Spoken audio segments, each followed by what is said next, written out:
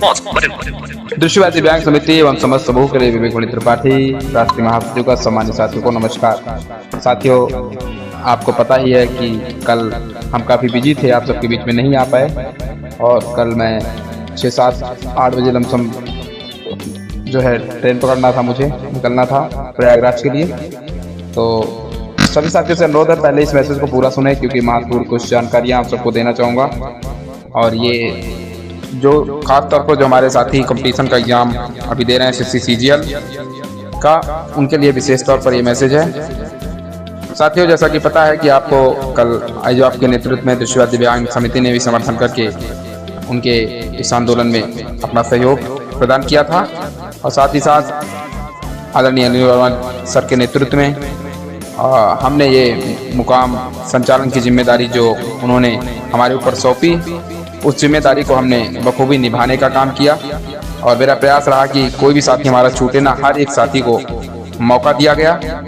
दृष्टिबाधित दिव्यांग समिति की ओर से जो हमें यह जिम्मेदारी एक आधिकारिक तौर पर, एक संगठन के दायित्व के तौर पर आई, जो आपने जो हम पर विश्वास किया, उस पर हमने पूरा प्रयास किया कि उनकी जिम्मेदारी को हम बखूबी निभाएं।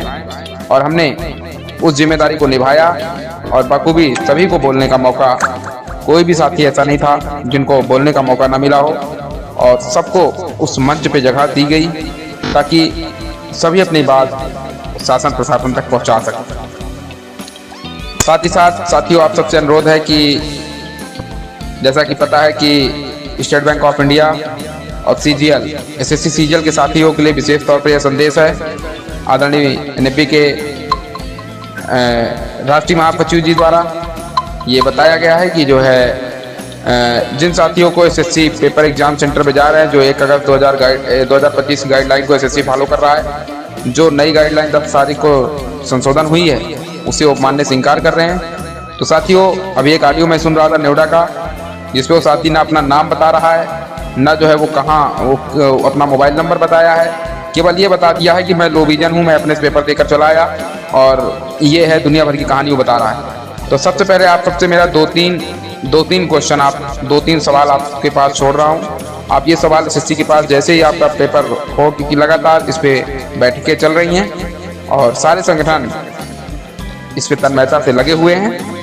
दृष्टिबाधित दिव्यांग समिति की भी नज़र पल पल हर जगह है। तो पहले आप सेंटर पे जाएं। सेंटर पे जाने के बाद अगर वो राइटर, आप पहली चीज़ अपना राइटर लेकर जाएं। अगर राइटर ले जाएं, दूसरी चीज जो आदेश चीफ सेक्रेटरी द्वारा जारी किया गया राइटर गाइडलाइन को लेकर 31 दिसंबर तक उसकी वैधता है, उसे साथ में लेकर जाएं। अपना एडमिट कार्ड और राइटर का आधार कार्ड। सेंटर पे जाएं, सेंटर वाले से बोलिए राइटर मैं लेकर आया हूँ, ये आदेश है मेरे पास चीफ सेक्रेटरी का, दिव्यांग आयुक्त का। अगर वो नहीं मानते हैं तो आप पुलिस कंप्लेन करें, इनको पुलिस को बुलाएं, तुरंत 100 नंबर पे 112 पे फोन करें। अगर नोएडा सेंटर है तो 112 तत्काल फोन करें, दिल्ली में है तो 100 नंबर पे फोन करें, तत्काल पुलिस आएगी।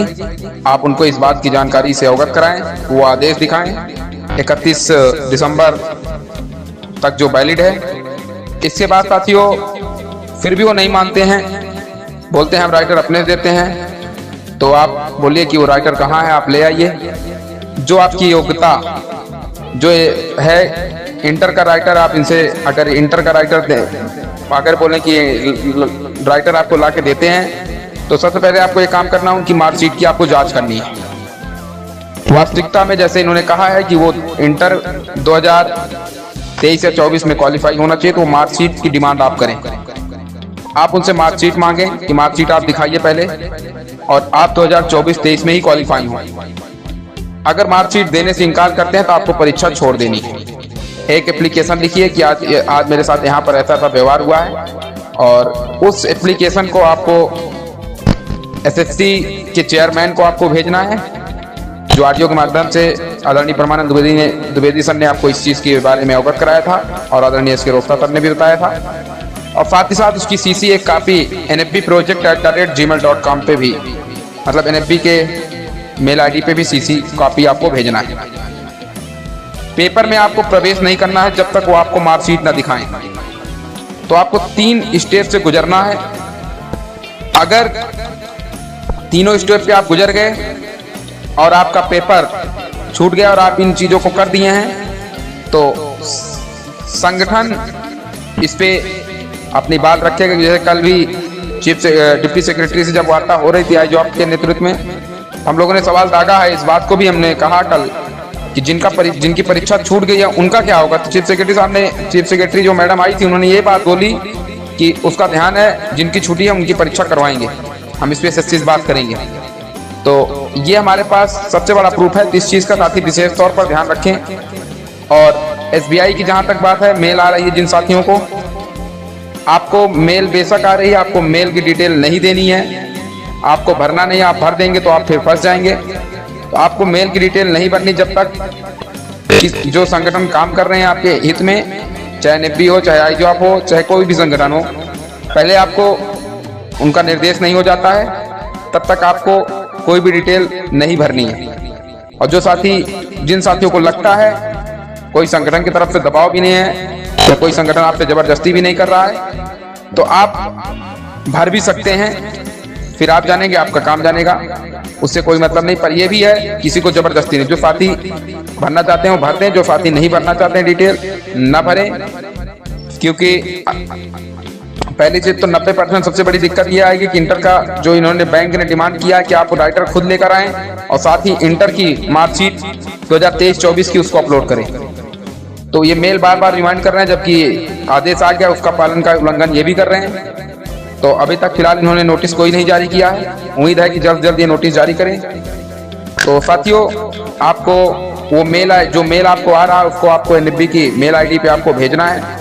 जो मेल आईडी ग्रुपों में तैर रही हैं उसको आपको एनएफबी प्रोजेक्ट पे आपको जो बताई गई है मेल आईडी, उस पे आपको जो आपको मेल प्राप्त हुई है उसे आपको सेंड करना है।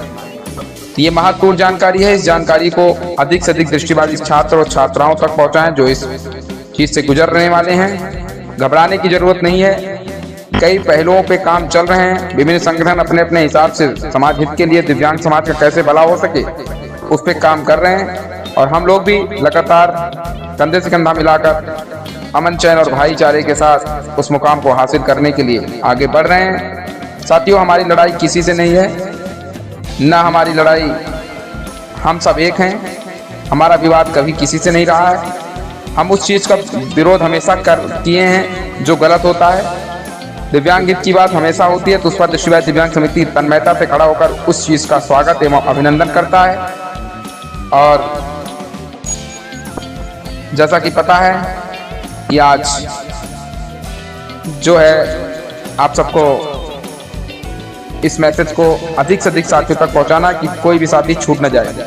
जितनी भी मैंने जानकारी दी है उन जानकारियों को आपको स्टेप बाय स्टेप करना है। इसी तरह आपको सवाल, जैसे आप संगठनों से सवाल करते हैं उसी प्रकार अपने अधिकारों के लिए आपको जागरूक होना पड़ेगा। अपने अधिकारों के लिए आपको लड़ना पड़ेगा, तभी आपका अधिकार आपको मिलेगा। बिना लड़े आज तक दृष्टिबाधित समाज को कुछ मिला नहीं है। सोचिए, चीफ सेक्रेटरी के आदेश को एसएससी नहीं मान रही है, जो बेहद दुर्भाग्यपूर्ण है। इससे हम ही नहीं, पूरा समाज हमारा दुखी है और शीघ्र ही कोई ठोस कदम उठाने की जरूरत है और बहुत जल्द इसके बारे में हम आप सबको बताएंगे। शेष संदेश आप सबको हम कल देंगे। तब तक आप लोग इस मैसेज को अधिक से अधिक लोगों तक पहुंचाएं। किसी भी प्रॉब्लम है तो 94 54 22 0000 पे आप संपर्क कर सकते हैं। धन्यवाद।